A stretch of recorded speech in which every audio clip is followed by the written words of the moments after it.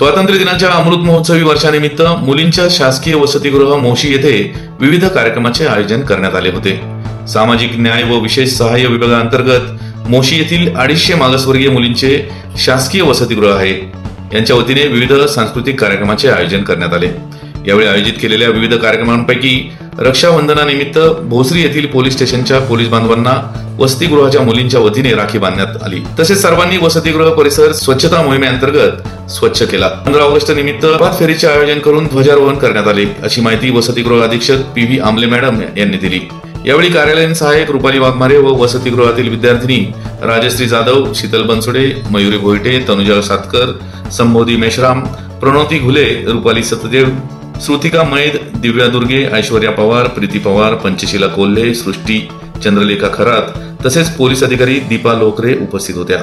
याच बातमीची काही दृश्य पाठवली आहेत आपला आवाजचे कार्यकारी संपादक किरण वाजगे यांनी। पाहूयात।